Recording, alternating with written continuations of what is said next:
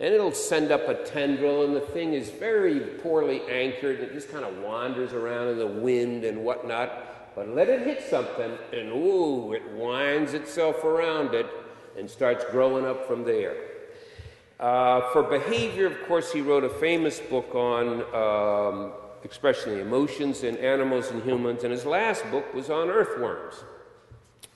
And I only have one quote from that, and that is that their sexual desires are so strong that they can overcome their dread of daylight, i.e. they'll come above ground for sex. It's kind of like ourselves, only the other way around. Overcome our dread of darkness. Anyway, where was I? Why behavior? I think the point about behavior is that behavior is your first and easiest guide as to what's important in another organism's life. If it's an animal and the animal goes and does something, it tells you that's important to the animal. And so if you're interested in functional reasoning, what is the function of the biological trait? What function, purpose does it serve in the organism's life? Behavior is a natural guide into functional thinking. Behavior is a natural guide into a deeper understanding of theory. Kinship theory, which broadened our concept of natural selection, came out of behavior. Our understanding of sexual selection did, and so on. So I think as animal behaviorists, or even plant behaviorists, we should always keep that in mind. There's a natural link between evolutionary theory and behavior, and we benefit from being conscious of it. All right, let's just handle the rest of his life and try to do this briskly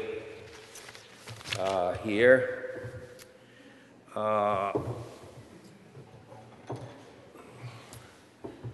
Okay, let's just run through a bunch of facts. He was upper middle class family of doctors and whatnot. He never had to worry about money his entire life. That's a great blessing for a scientist. I've only been able to experience the blessing since the sainted Swedish people decided to advance some real guilt in my direction. Otherwise, you can waste a lot of time.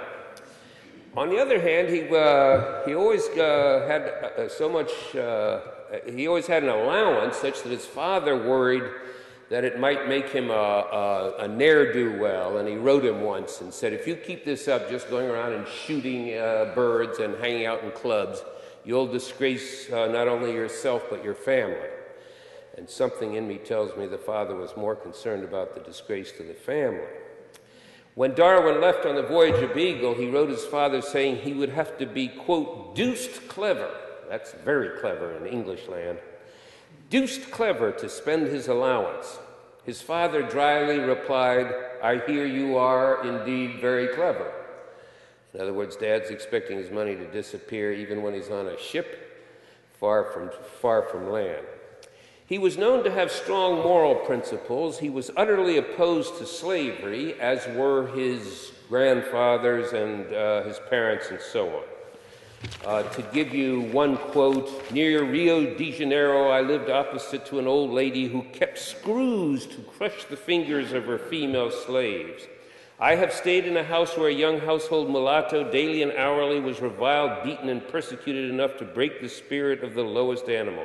It makes one's blood boil, yet heart tremble, to think that we Englishmen and our American descendants, with their boastful cry of liberty, have been and are so guilty.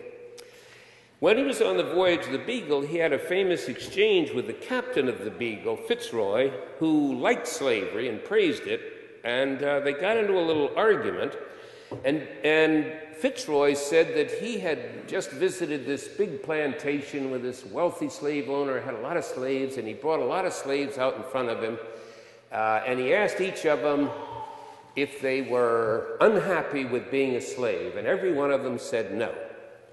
And Darwin asked Fitzroy what the opinion of a slave was worth in the presence of his or her master. Fitzroy flew into a rage and said he could no longer eat with him. Well, Darwin's role was to eat with him. That's what he was assigned to do. He was sharing Fitzroy's cabin, and it was to provide dinner conversation was the justification for him being along. So he thought he was going to be left off at the next port. But fortunately, other people intervened, so I apologized, they went back to eating together. Fine. Now, he did something very interesting, which I, having been married twice and looking around for number 3, have often thought I should have done and didn't do. He made a list 6 years before he married his wife on the pros and cons of marriage. So here they are. On the positive side, children, if it please God. Constant companion and friend in old age who will feel interested in you. I like that one. Older I get, the more I like that one. Home and someone to take care of house, fine. Charms of music and female chit-chat. Well, that sounds a little bit dated, you know, but upper-class Englishmen in the 19th century, what can I say? Good for one's health, no doubt about that. Among other things, it lowers your testosterone level. The lowest levels out there, or in here, are married men who are not playing around. For you married men who are also playing around, your testosterone level's higher. And if you're out there where I am, well, I don't know that I have a testosterone level yet left, but if I did, it would be the highest, you know, because you're out there. All right. Then the final one, which we hope his wife never saw, object to be beloved and played with better than a dog anyhow. So I'm assuming Emma never saw this list. And a friend of mine I read it to said, the only question is, why didn't he burn the list after he wrote it, you know? All right, what are his reasons not to marry? Terrible loss of time. Less money for books. Less freedom to go where one likes. Less conversation of clever men at clubs. That's the other half of the female chit-chat. Do you want the female chit-chat, or do you want the clever men at clubs? Expense and anxiety of children. So there's an upside to children? Of course. Ain't that what life's all about? But parental investment, as anybody who's tried it, ain't easy. And he mentions forced to visit relatives and bend in every trifle. And then he mentions fatness and idleness as being a result of marriage. His summary vision is as follows. Nice, soft wife. That's as near as he gets to sex, as far as I can tell. Nice, soft wife on a sofa with good fire and books and music. Let's go for it. All right. Now, I used to criticize myself and say, what's wrong with you?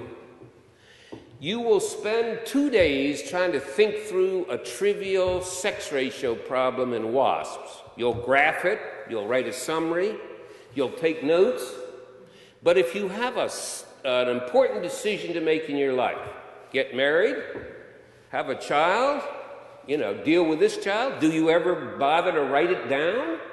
Do you ever think it through and then rethink it through? Hell no, you just turn yourself on autopilot and head off. Now, however, there's a recent paper I just draw your attention to that suggests, at least in the short term, you make certain decisions better if you don't think about them. But this is real short term. This is 5 minutes versus making the decision right away or thinking about it for 5 minutes. And then the experimental situation is they tell you about the problem, but then they distract your attention for 5 minutes. So you do something called unconscious thinking. And it has certain benefits over conscious thinking. It's able to keep more information at hand to compare. However, this is over a very short time period, so I'm not sure it's at all relevant to a major problem like get married or not. Okay, let's finish off